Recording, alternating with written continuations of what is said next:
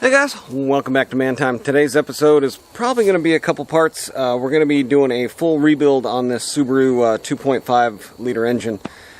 Starting off real quick, what qualifies me to do this? Well, I've been working on engines and rebuilding engines since I was a little kid. My first vehicle, about 10, 11 years old, from mowing lawns, was a Trail 70. Broke that one apart, put it back together. Did nitro RC cars around that same time, building those little engines, making my own little gaskets, stuff like that. Worked my way up to doing, truck engines, Jeep engines, dirt bike engines, motorcycle engines, tractor engines eventually, and working on newer diesel and, all kinds of little lawnmower engines and weed eater engines along the way. So pretty good knowledge of doing engines. This is actually going to be my second time pulling the engine from the vehicle. Little history on the vehicle here. When I first got the vehicle, it had a pretty significant burning oil situation going on with it. It would burn a quart of oil every 1,000 miles or so. So I was adding a couple quarts of oil every other week and just basically getting by. So eventually I pulled the engine out and I thought it was maybe leaking through the valve stem or the valve seals or something like that. It wasn't. Even though it had good compression, it was having blow-by, and it was burning oil past the rings, essentially here.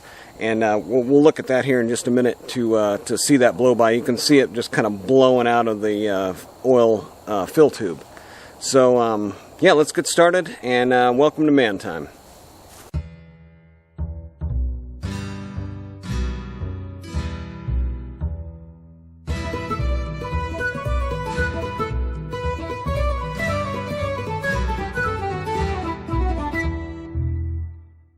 Here's what we got with the engine running, just to give you an idea of how rough it's running. I mean, it is just really upset. And I don't know if you can see that, but it's smoking pretty good. I mean, it's wobbling all over the place. So, yeah, let's start taking stuff apart. Alright, let's get started here. Okay, I've disconnected the battery. We saw the blow-by that it's having there. Basically, what we're going to do here to attack this, just kind of a general rule when you're doing this. First thing we need to do is get this radiator drained, get the radiator out. We want to basically be going around the engine in a semi-organized manner, getting all these tubes and things that are attached to things pulled off. What we can do there to mitigate some of that is like the alternator, the AC pump, some of this other stuff, the intake manifold, intake, the fuel lines, stuff like that. Just start taking all that stuff apart. And I need to change in here the timing belt while we're doing that. Of course, the engine will be out for that, but I looked at that previously. But the beauty of this engine is they used a lot of the same parts. The first time I took it apart, I likened it to working on my Suzuki 450 dirt bike, where you can pretty much take the whole thing apart with a 8 and a 10 metric. This one here, you can take everything apart with, I believe it's a 10 and a 12 for pretty much everything. And if you have yourself one of these impact guns, 12 volt or 14 volt, it just makes everything so much quicker. So really highly recommended you get one of these and a good impact socket set. And yeah, we'll just jump into it here. As we get further kind of diving in here, you're going to want to keep all of your hardware where you took it out from, if possible. And you're going to want to have, of course, all of your metric stuff with you. And a key to this is just taking things off systematically, looking for wires like on this radiator. I think I can get the fan assembly and the radiator out as one piece, but there were some wires down here that I had to get off of there. and there's another wire right down there. Probably gonna have to get under the vehicle to get that one off. And just making sure that everything's off before you start pulling stuff out. And like there's this hose here that goes to the power steering pump. I've had this power steering pump out of here I don't know how many times. It is just the worst thing, like the AutoZone. This is probably my 4th AutoZone replacement. You know, no fault of theirs, I guess, for buying reman stuff that doesn't work. But after about 4 of them, times however many customers have bought them, you'd think they'd go with a different supplier. Now this is kind of a pain to take off. There's a bolt kind of like through the front of it, I think, that's a real pain. 2 of them that are a real pain. So rather than do that, I think I'm just going to take these hoses off and wrap the hoses back to get this radiator out. Just little stuff like that, kind of order of operations. Of course, in your tool set, you've got to have, of course, the electric, but also the manual, just in case.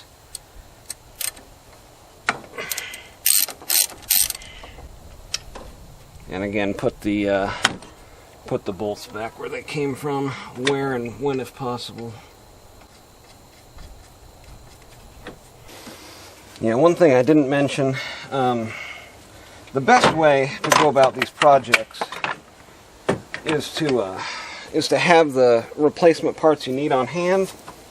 Now it's not always possible, because, you know, price, and you don't really know what you're gonna find when you get in here.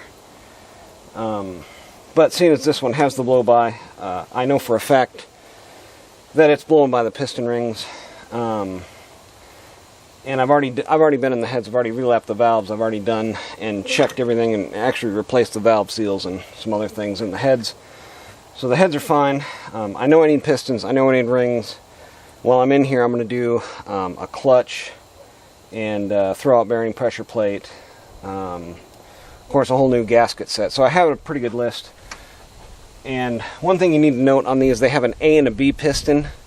The A piston is the smaller bore, and then the B piston is the bigger bore, and I guess that's just for manufacturing variants. They just made pistons 2 different sizes. But that's listed right here on the block. So this is an AB, BB engine. Right side of the engine, left side of the engine. So I've got left side BB, right side AB, and so I ordered that. But they had a really good deal at the Subaru parts warehouse, and I got like 30% off my order. So for the 4 pistons with the rings, the clutch, the pressure plate, the gasket kit, and some other little odds and ends. I think I got a new coil, and a few other. It was like $1,500. So if you're looking at a price to do this project, again, just shade tree under a hoist, and basically rebuilding it, not in a shop. $1,500 is basically what it's going to set you back, and that's as long as you don't run into anything, you know, while you're going through this process. So, okay, radiator's out. Let's start taking all this stuff off the front of the engine. We're going to have to do it anyway. It's not real hard while it's right here in the engine. Alternator, AC. The AC we can actually just fold back, set up out of the way. I'll get the battery out of here so we can do that. And then intake, manifold, of course fuel lines. Yeah. I'll just do all that stuff and then we'll come back once we get it. Yeah, I guess we can just kind of keep chatting it up here while we're doing all this. Yeah, the main reason I'm rebuilding this, it's an 06 Subaru Forester, and the main reason I kept it to begin with, even though it had an oil leak, was it has all of the things I'm looking for in a car. It's not so pristine that I don't care if I beat it up. It gets fairly decent gas mileage. It's got 4-wheel drive. It's got decent ground clearance. I don't mind throwing, you know, fuel cans in the back of it to take to the store to fill up with gas. I mean, just all of the things that you would want in a vehicle. Plus, it's fairly fuel efficient. I think I said that. But that way, it's, you know, a good daily driver, and it's also something you can hop in on the weekend and go to the parts store or go and fill up your fuel cans with. So everything, basically everything that you would kind of want in a farm vehicle.